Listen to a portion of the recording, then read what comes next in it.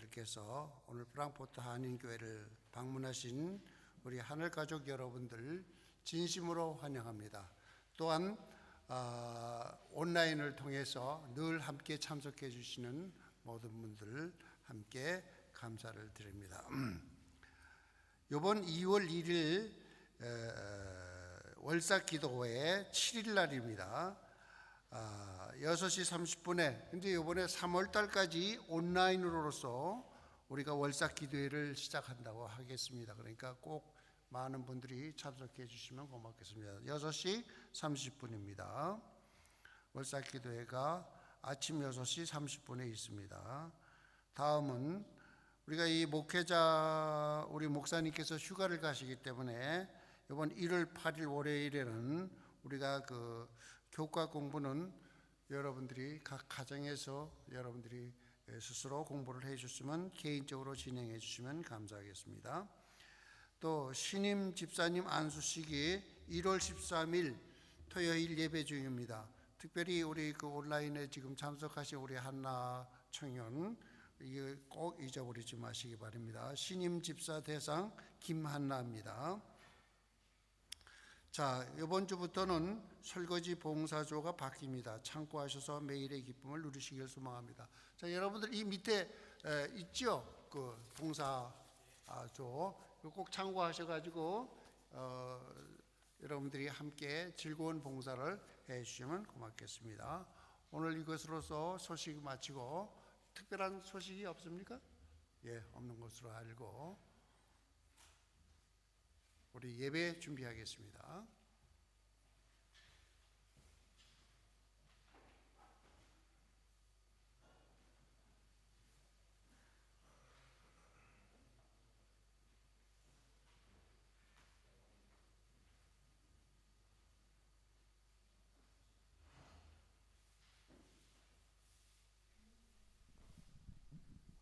준비 참여하시겠습니다. 찬미가 365장입니다.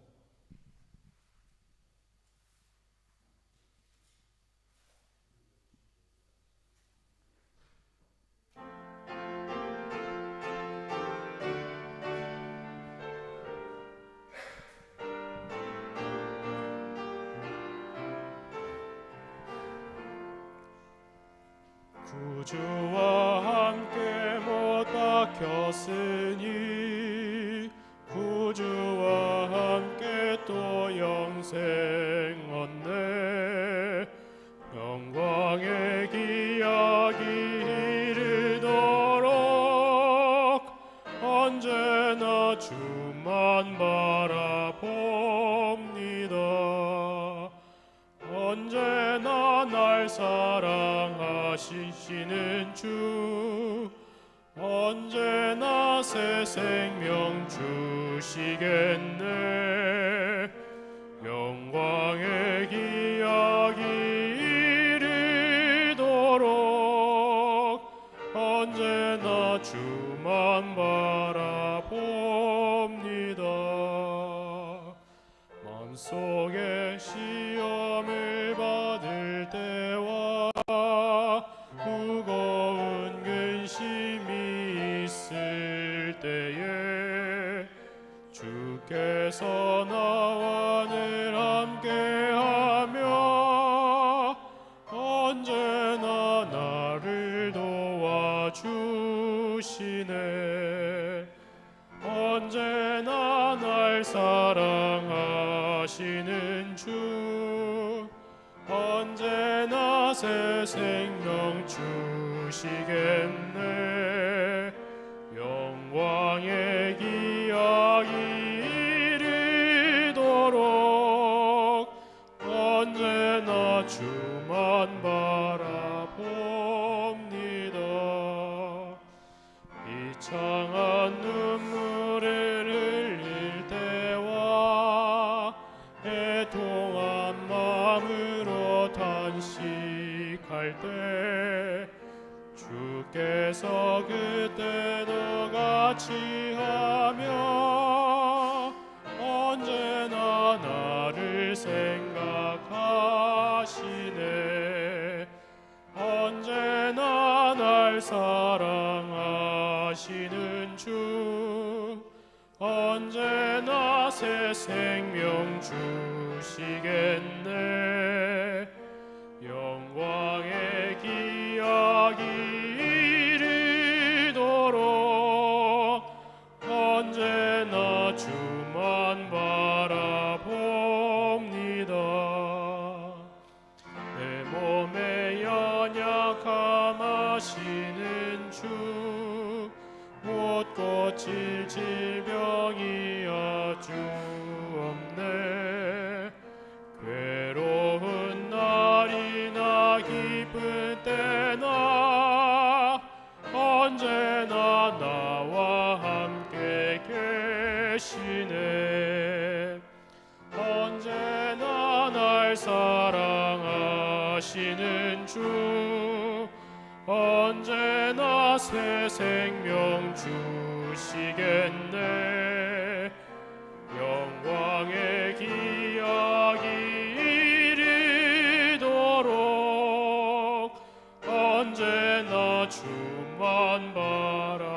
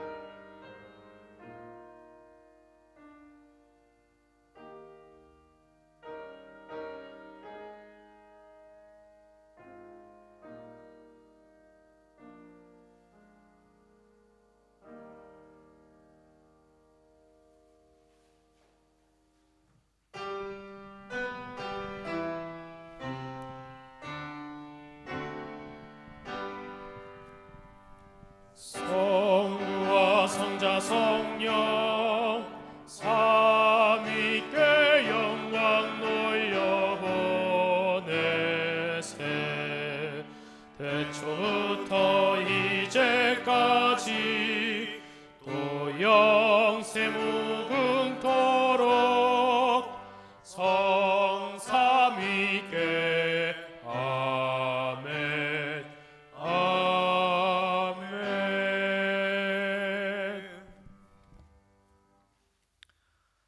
사랑과 은혜가 많으신 아버지 하나님, 새해부터 연말까지 언제나 우리를 지키시고 보호하셨던 아버지 하나님, 오늘 이 한 해가 시작하는 이 시점에 다시 한번 주님께 나와 예배드릴 수 있도록 인도하심을 감사드립니다. 하나님, 지난 한 해를 이제 뒤로 하며 새로운 해가 시작되었습니다. 우리가 이제 하나님께 이 새해를 드리며 하나님과 동행하는 이 모든 성도가 될 수 있도록 인도하여 주시옵소서. 아버지, 또한 그 동행의 길을 가기 위하여 이곳에 모여 우리가 함께 예배드리고 당신을 경배하오니 이 예배를 받아 주시옵시고 온전히 신령과 진정으로 우리 모두가 하나 되어 드릴 수 있는, 예배 드릴 수 있는 성도가 될 수 있도록 인도하여 주시옵소서. 아버지 하나님, 또한 이 예배에 주의 말씀 전하기 위하여 세우신 종이 있음을 기억하시고 그 종의 입술과 마음과 정신을 지배하셔서 하나님 말씀 전하는 것에 부족함 없게 인도하여 주시옵소서. 이제 이 예배 시작하는 시간 마칠 때까지 주님께 모든 것을 의탁드리오며 사랑이 많으신 그리스도 예수 이름으로 기원하옵나이다.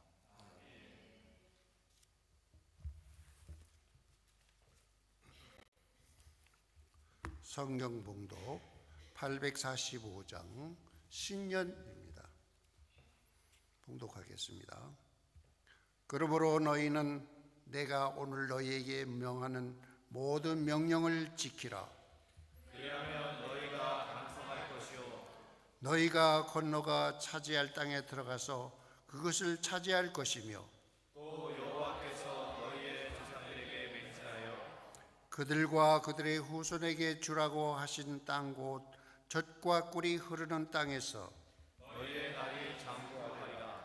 내가 들어가 차지하려 하는 땅은 내가 나온 애굽 땅과 같지 아니하니 거기에는 너희가 파종한 후에 발로 물대기를 채소밭의 댐과 같이 하였거니와 너희가 건너가서 차지할 땅은 산과 골짜기가 있어서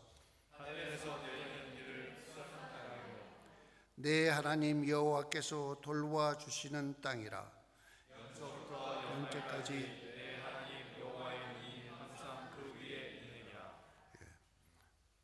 찬미 35장 함께 부른 후에 우리 최대열 집사님께서 대표를 위해서 기도해 주시겠습니다.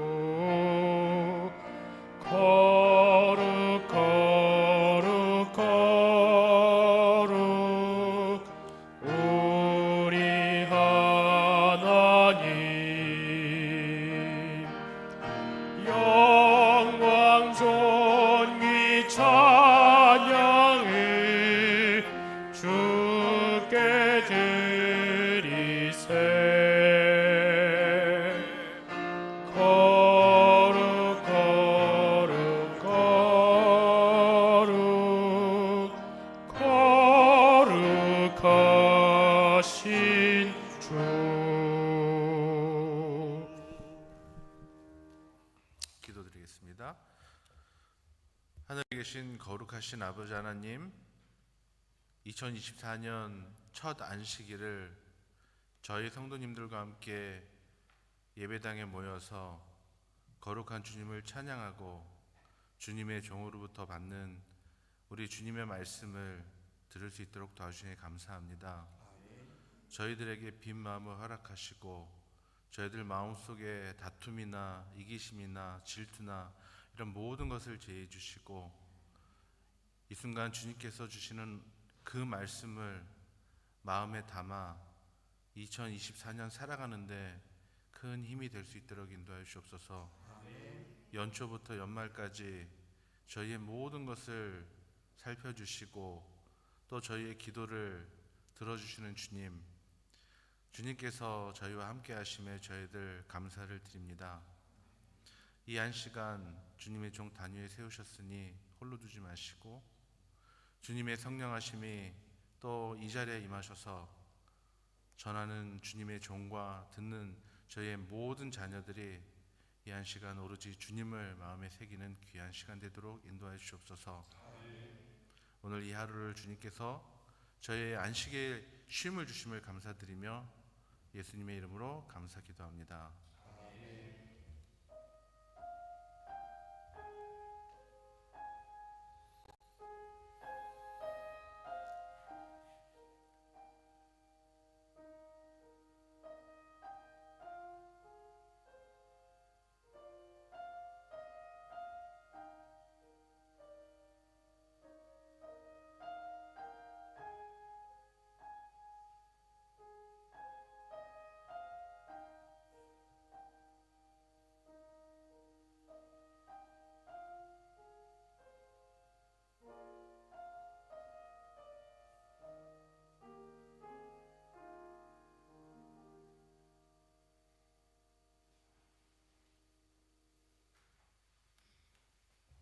착석해 주시면 고맙겠습니다.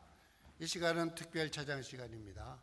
우리 청년들이 하나님께 영광 돌리기 위해서 이렇게 나오겠습니다. 우리가 하나님께 영광 돌리기 위해 우리 목사님께서 귀한 말씀 주시겠습니다.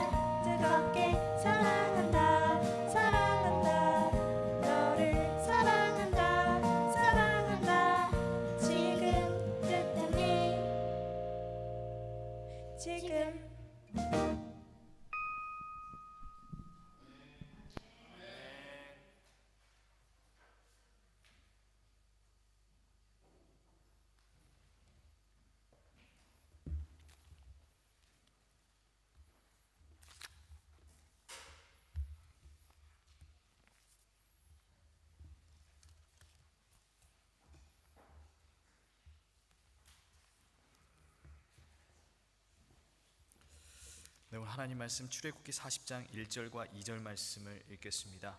출애굽기 40장 1절과 2절 말씀을 제가 봉독하도록 하겠습니다.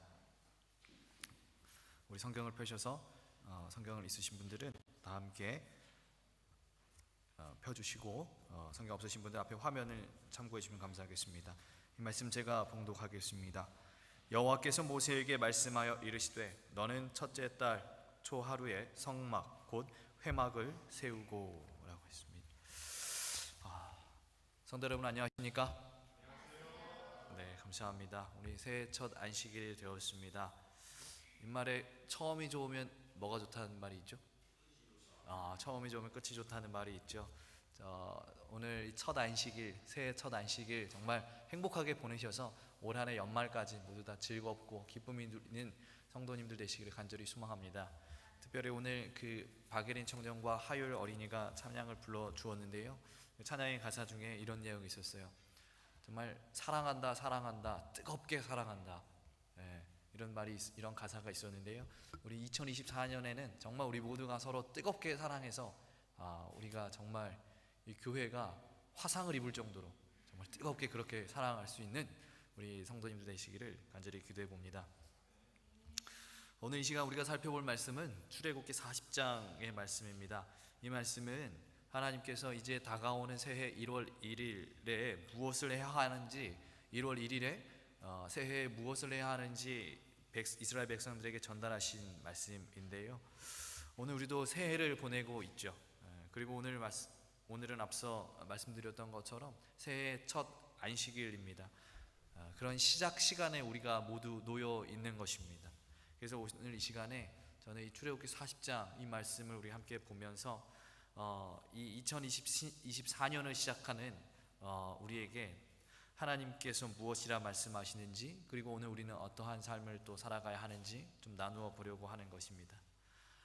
여러분 아시는 것처럼 이스라엘 백성들이 애굽을 나와서요, 출애굽하고 나서 홍해도 건너고 아말렉과 전쟁도 하고 또 마라의 쓴물이 또 단물이 되는 그러한 경험도 하고 또 시내산, 그렇게 여러 경험을 거쳐서 어느 곳에 도착하냐면 이제 시내산이라고 하는 한 산 기슭에 도착하게 되었습니다. 그리고 시내산에서 어떤 일들이 있었습니까, 여러분?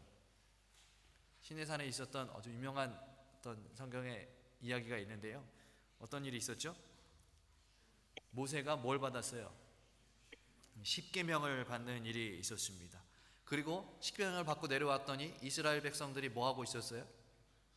다 금송아지 세우면서 우상 숭배하는 그런 일들이 있었어요.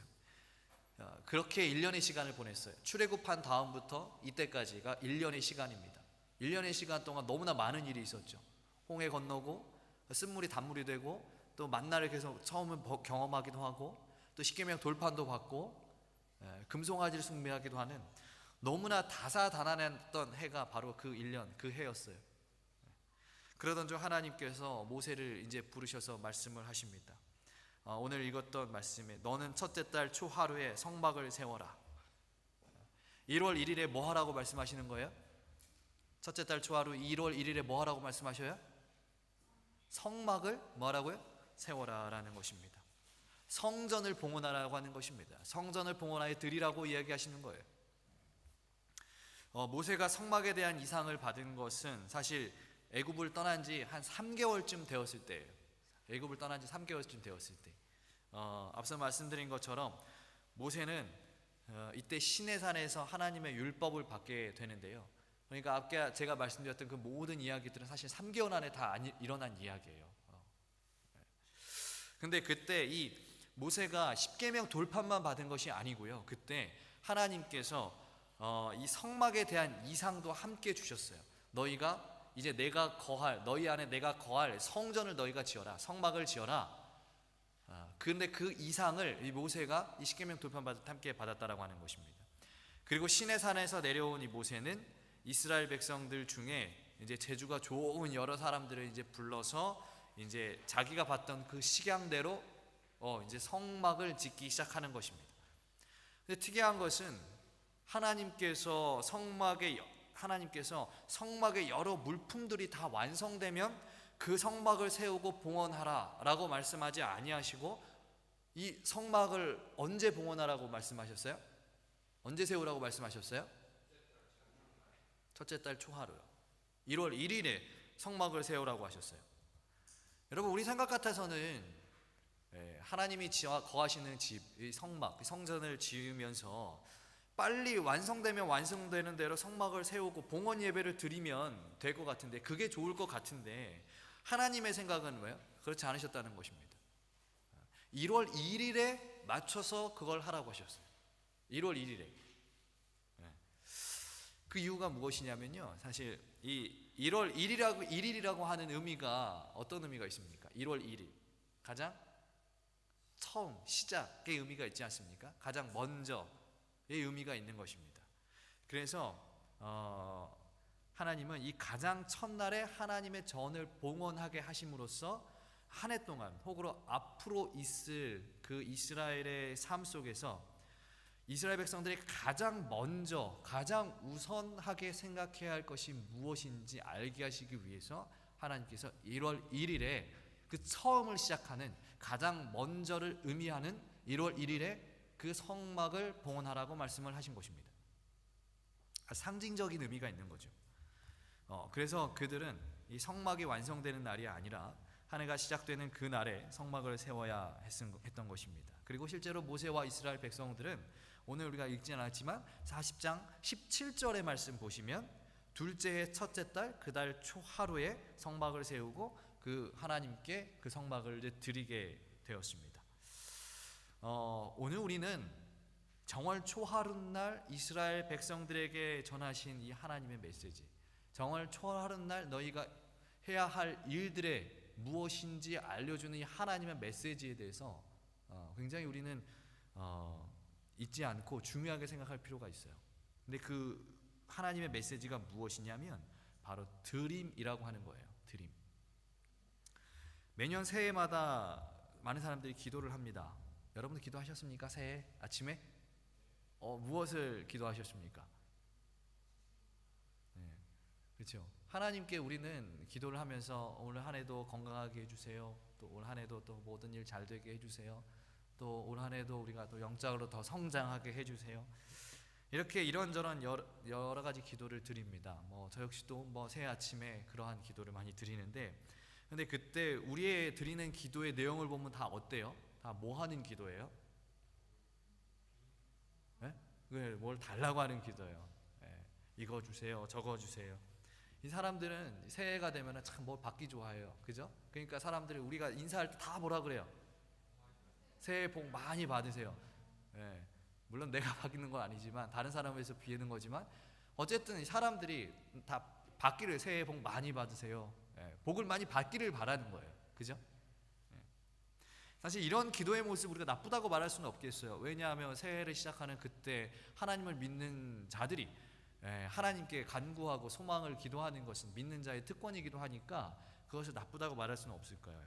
하지만 하나님께서는 모든 사람들이 복을 받기만을 간구하며 소망하는 이 새해에, 그때에 그 시작을 받는 것으로 출발하고자 하는 마음이 큰 이 사람들, 이 백성들, 인간들에게, 믿음을 가진 백성들은 오히려 받으려고만 하는 것이 아니라 오히려 뭐 해야 된다는 거예요? 하나님께 드려야 한다는 것입니다.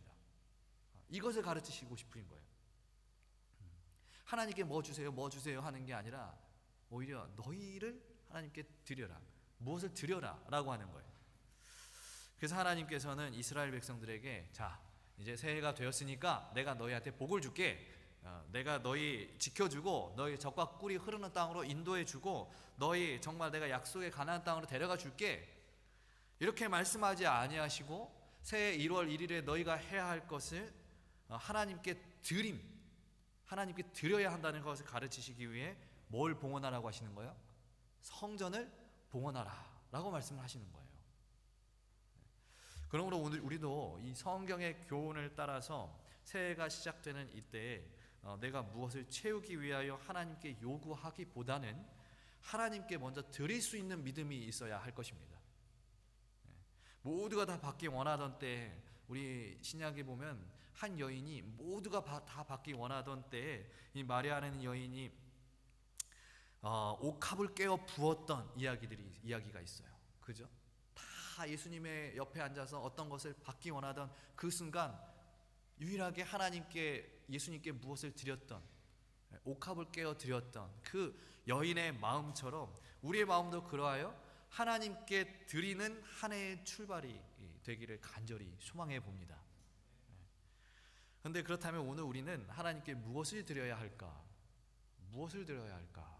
고민해 봅니다. 오늘 이야기에서 이스라엘 백성들은 무엇을 드렸다라고 말씀을 드렸습니까? 뭘 드렸어요? 이스라엘은 1월 1일에 성전을 드렸습니다. 성막을 드렸다 그랬어요. 그래서 오늘 우리도 성전을 드리면 좋겠어요. 성전을. 근데 오늘날 이 시대의 성전으로 대표되는 것 중에 하나가 무엇이에요? 고린도전서 3장 16절, 우리가 잘 아는 말씀일 거예요. 너희가 뭐래요? 하나님의 성전인 것을 알지 못하느냐. 바울이 얘기하죠. 본인이 성령 하나님이 우리와 함께 하셔서 우리가 하나님의 성전인 것을 알지 못하는 이들에게 책망하면서 얘기해요. 너희가 하나님의 성전인 걸 왜 모르느냐. 우리가 반드시 알아야 돼요. 오늘 우리 자신이 뭐예요? 하나님의 성전인 거예요. 성령 하나님이 거하시는 그 성전인 것입니다. 그러므로 오늘 우리가 한 해를 시작하면서 우리가 하나님께 드려야 하는 가장 처음으로 드려야 하는 성전은 바로 어떤 성전입니까? 바로 우리 자신이라는 성전인 것입니다. 나라고 하는 성전을 하나님께 드릴 수 있어야 하는 것이에요. 하나님께 나를 드림으로써 새로운 한 해를 시작하고, 또한 하나님께 드림으로 하나님의 인도하심과 하나님의 명령에 따라서 우리는 새로운 또 삶을 또 살아야 하는 것입니다. 성도 여러분, 오늘 여러분께 묻습니다. 오늘 우리는 한 해를 시작하는 이 시점에 하나님께 나를 드릴 수 있는 그러한 믿음이 있으십니까? 그러한 소망을 가지기 원하시나요? 네. 하나님께 복받기만을 구하는 이 새해가 아니라 오히려 하나님께 나를 드릴 수 있는 그러한 삶, 그러한 믿음이 우리에게 있기를 간절히 기도해 봅니다. 우리가 만약 이러한 믿음과 소망과 삶을 가지고 살아간다면 하나님께서 과거 이스라엘 백성들을 가나안 땅으로 인도하셨던 것처럼 우리를 저 하늘 영적 가나안까지 인도하실 것입니다.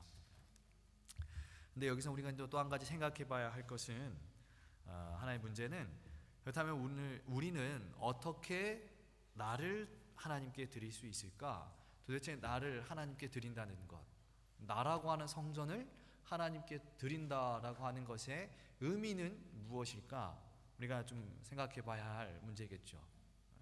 오늘 성막 봉헌에 관한 말씀을 통하여 우리가 그 힌트를 살펴보면 출애굽기 40장 9절로 13절의 말씀을 함께 또 보시겠습니다. 출애굽기 40장 9절부터 13절 말씀인데, 이 말씀은 제가 읽어보겠습니다. 9절부터 13절입니다. 또 관유를 가져다가 성막과 그 안에 있는 모든 것에 발라 그것과 그 모든 기구를 거룩하게 하라. 그것이 거룩하리라. 너는 또 번제단과 그 모든 기구에 발라 그 안을 거룩하게 하라. 그 제단이 지극히 거룩하리라. 너는 또 물두멍과 그 받침에 발라 거룩하게 하고, 너는 또 아론과 그 아들들을 회막문으로 데려다가 물로 씻기고 라고 이야기했습니다.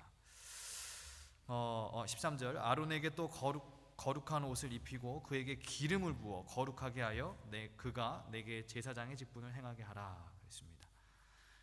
하나님께서 모세에게 성막을 세우라고 말씀하시면서 이제 이 모세가 옮겨야 하는 성물들의 순서와 막 위치 같은 것들을 알려주셨어요.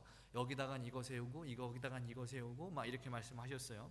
그런데 그것들을 일러주시면서 반복적으로 지금 무슨 이야기를 하셨어요?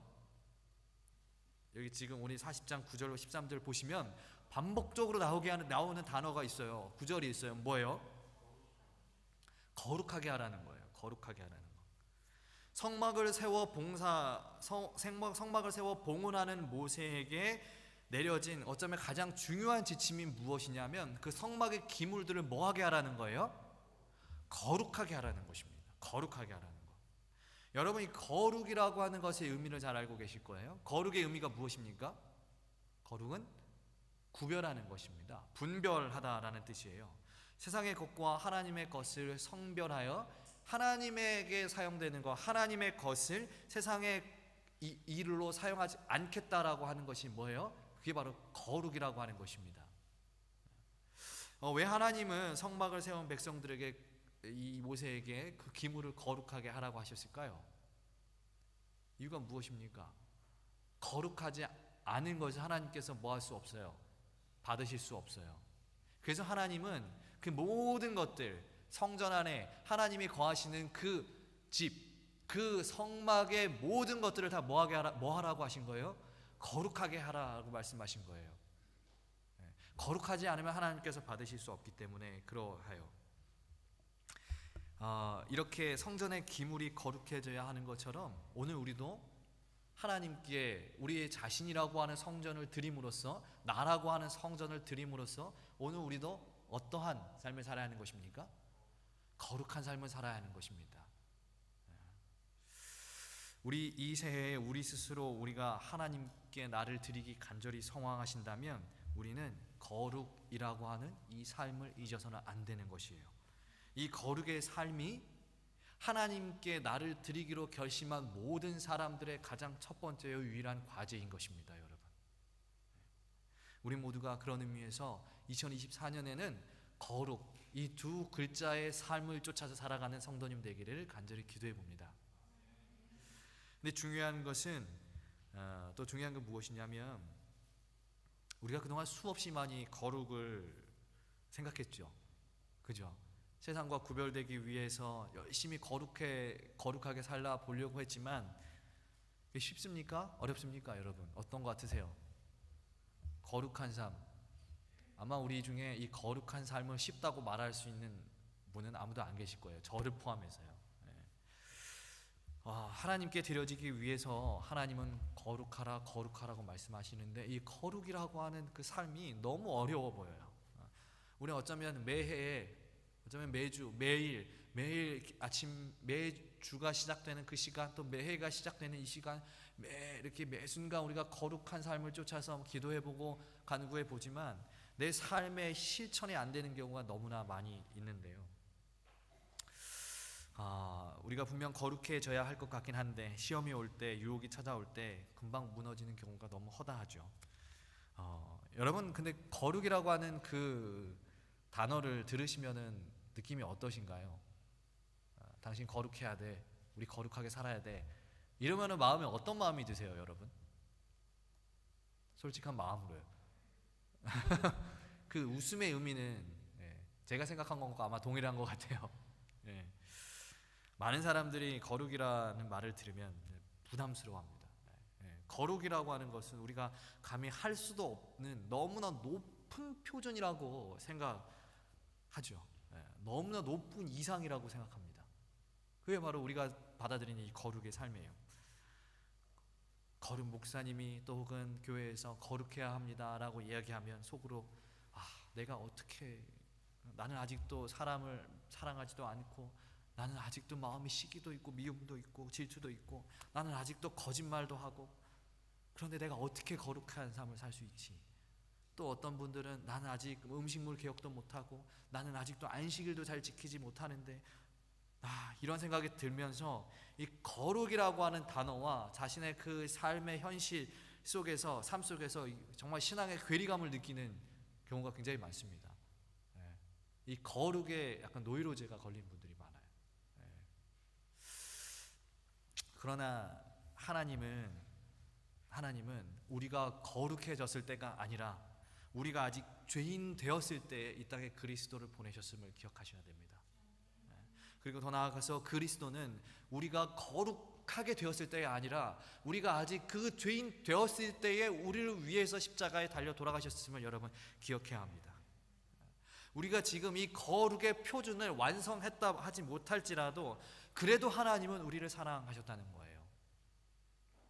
그런데 이러한 하나님의 사랑이 우리가 아직 죄인 되었을 때 우리를 위하여 십자가에 달리시고 아들을 보내주셨던 그 아버지 하나님과 예수 그리스도의 사랑이 이 성막을 지으면서도 그 사랑의 향기가 묻어 나오는데, 그 어디 나오냐면 본문 말씀 9절, 여러분 9절 말씀을 보시면, 아까 제가 읽었던 그 9절의 말씀 보시면 하나님께서 모세에게 성전의 기물들을 거룩하게 하라라고 말씀하시면서 무엇을 바르라고 하셨어요? 관유를 발라서 그 기물들을 거룩하게 하라라고 말씀을 하셨어요. 여러분, 관유가 무엇입니까? 관유, 기름이에요. 기름. 기름. 근데 여러분, 성경에서 기름이 상징하는 분이 누구시죠?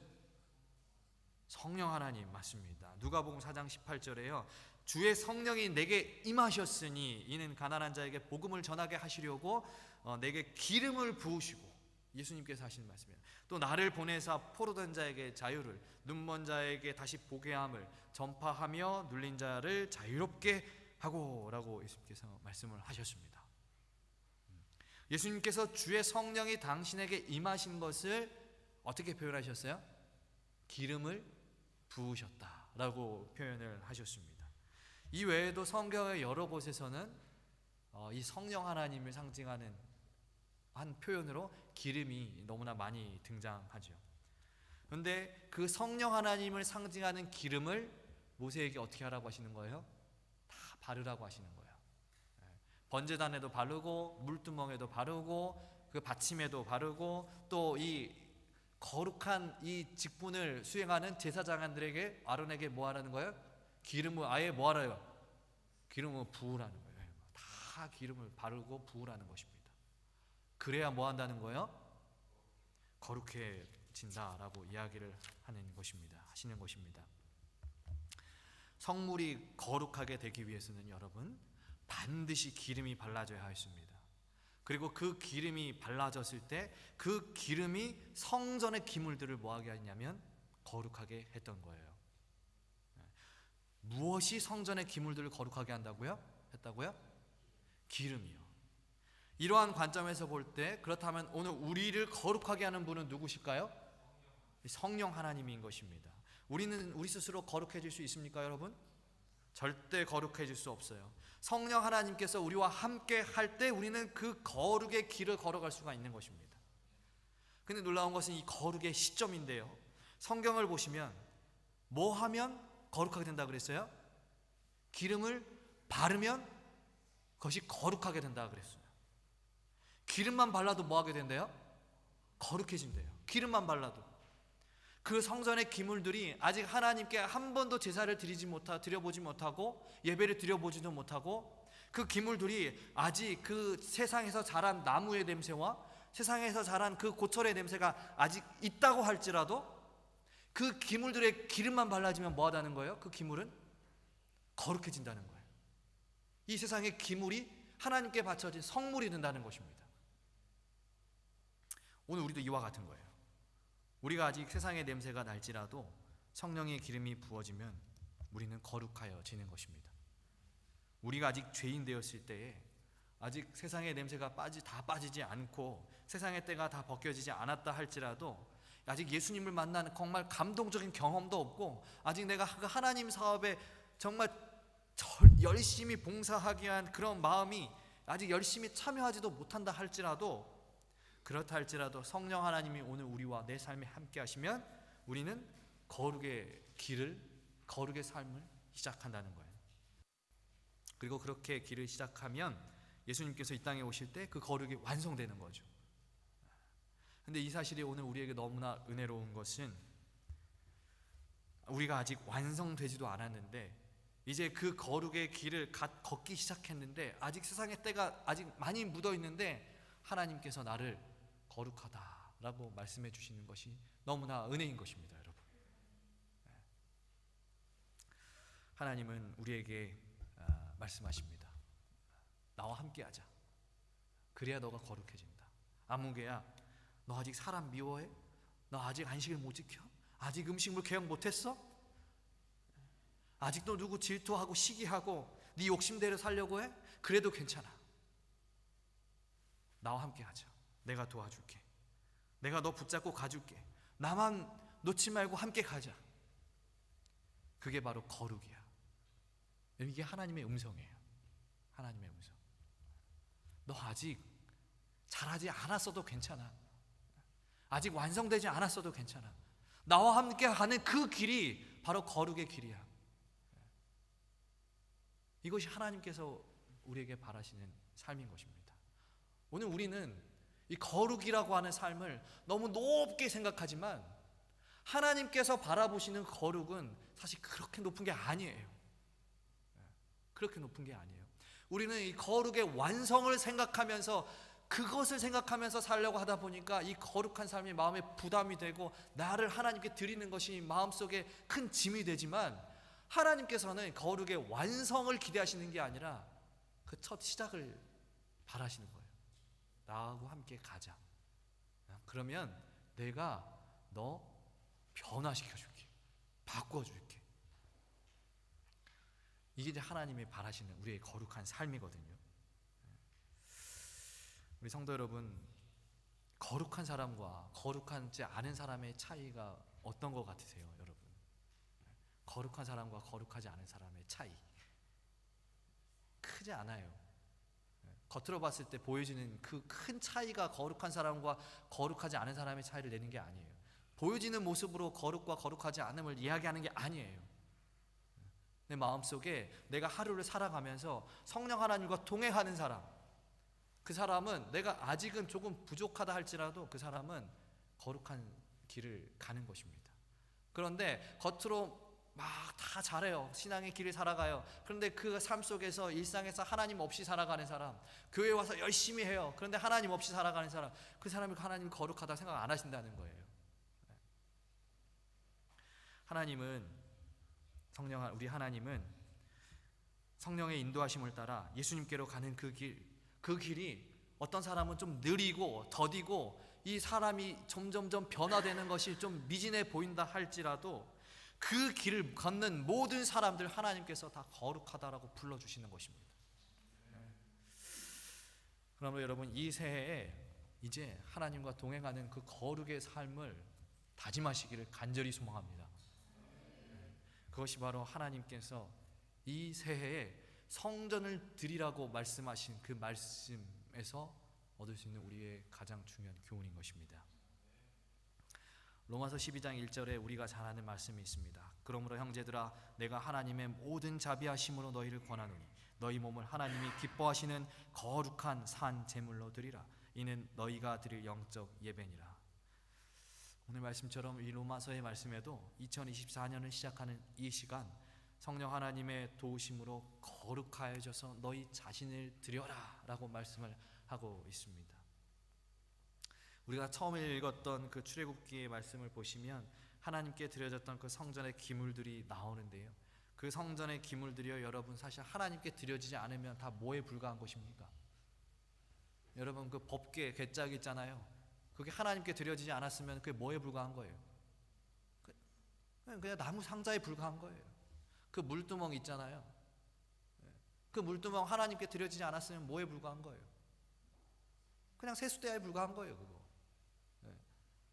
그 금초대, 향, 그 모든 것들이 하나님께 드려지지 않았다면 그것은 그냥 가치 없는, 아무런 가치 없는 그러한 하나의 기물에 불과한 것입니다. 그런데 그것이 가치 있었던 이유는 무엇입니까? 그것이 기름이 발라지고 하나님께 드려졌을 때 그것이 어떻게 됐어요? 거룩하게 되고 이스라엘의 보물이 되었습니다. 가장 가치 있는 것들이 되었어요. 여러분, 오늘 우리도 마찬가지입니다. 우리가 거룩하여져서 하나님께 드려질 때 우리의 가치는 커지는 것입니다. 우리가 하나님께 드려지지 않으면, 우리가 거룩한 성령 하나님 없이 그냥 거룩하지 않은 채로 그냥 세상의 어떤 사람과 같이 살아가면 우리의 가치는 너무나 보잘것없어요. 그런데 우리가 하나님께 드려진다고 한다면 우리의 가치는 엄청나게 불어날 것입니다. 그런 면에서 우리가 우리 자신을 하나님께 드리는 것은 사실은 엄청난 큰 축복입니다, 여러분. 우리 자신을 하나님께 드렸을 때 우리의 가치가 정말 수배, 수만 배로 뛰기 때문에 우리가 하나님께 드린다는 것은 우리가 이 세상에서 받을 수 있는 가장 큰 축복 중에 하나예요. 그래서 오늘 여러분 새해 인사할 때 새해 복 많이 받으십시오. 이게 하지 마세요. 이제 새해 하나님께 드리십시오. 당신을 드리십시오. 왜냐하면 그게 우리가 제일 큰 복을 받는 비결인데요. 우리가 정말 그러한 삶이 되기를 2024년 또 다가오는 먼 장래와 가까운 미래가 되기를 간절히 기도해 봅니다. 그래서 우리 모든 성도님들이 2024년 한 발짝 한 발짝 그 길이 더디고 느리다 할지라도 주님 보시기에 조금씩 아름다워지고 예수님 닮아가는 모습으로 조금씩 변화되어서 예수님 오셨을 때, 예수님 오실 때, 그때는 우리 모두가 이제 그 거룩의 완성을 누릴 수 있게 되기를 바라면서요, 오늘 말씀 마칩니다.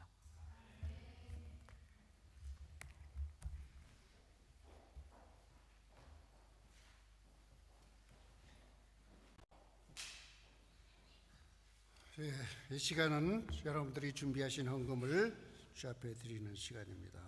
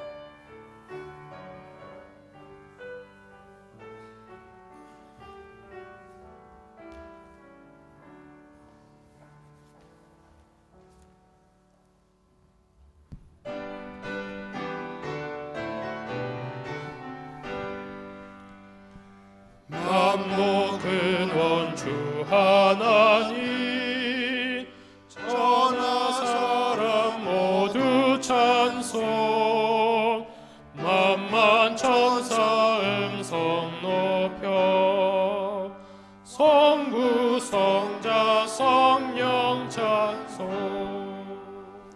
아멘. 다 같이 우리 기도하겠습니다. 감사하신 우리 아버지 하나님, 오늘도 우리에게 생명을 주시고 건강함 주시고 2024년도에 맞이하게 하신 은혜와 자비 감사합니다. 새로운 2024년도를 우리 맞이해서 더욱 주님께 감사하는 마음을 더욱 많이 드리도록 함께 인도하여 주시옵소서. 오늘의 귀한 생명의 말씀으로 심령을 채워주시고 말씀을 간직하도록 인도해 주셔서 주님 감사합니다. 아버지께서 세우신 이 교회의 성도들이 한 몸으로 연합해서 이 땅에서 하늘의 뜻을 이루고 협력하여 선을 이루도록 인도하여 주시기를 간절히 원합니다. 우리들이 주의 전에 오기 전에 준비한 예물을 주님 드렸습니다. 헌금에 복을 주시고 또 적절한 곳에 사용하도록 주님 지혜를 주시옵소서. 인색한 마음을 버리고 풍성하게 드려서 몸된 교회가 영혼 구원 사업에 부족함이 없도록 기쁨으로 넉넉히 들을 수 있도록 주님 인도하여 주시옵소서. 2024년도에 좋으심을 준비하는 모두가 거룩한 삶이 되도록 주님 함께하여 주시옵소서. 예수님의 이름으로 간절히 기도드리옵나이다. 아멘. 찬미 441장 함께 부르겠습니다.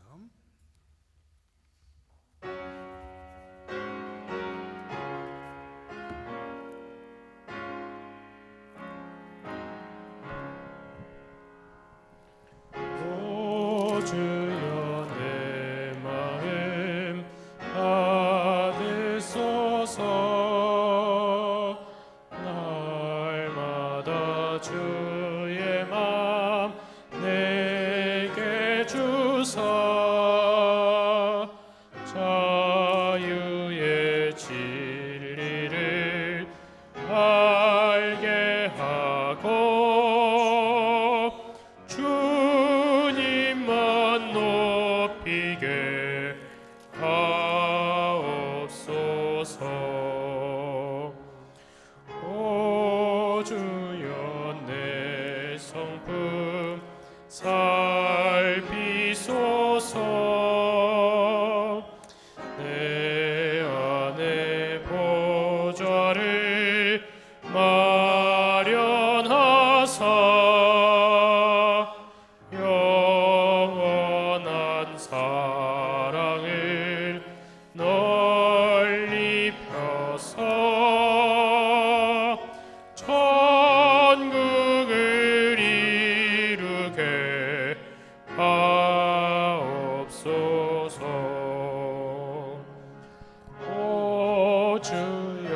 나의 뜻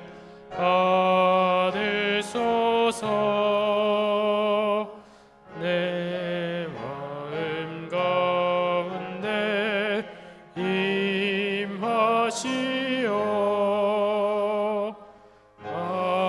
안일한 생활을 버리고서 주의 뜻 따르게 이끄소서. 오 주여 내 생명 받으소서.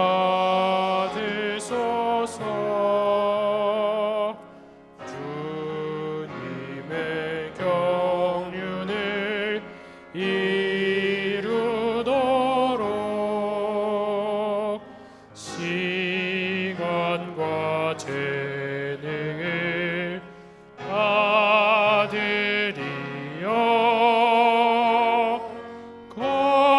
거룩한 물음에 응하리다.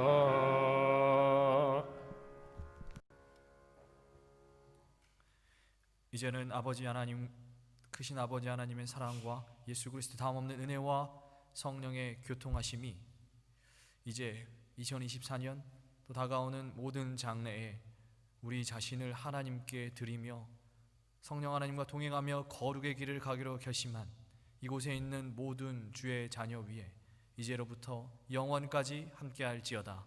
아멘.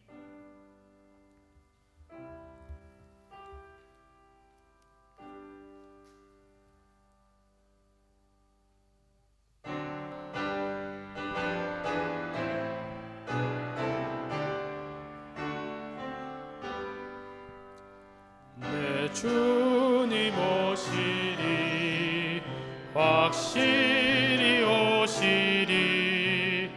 내가 공중에서 주를 만나겠네. 내 구주 예수 확실히 오시네.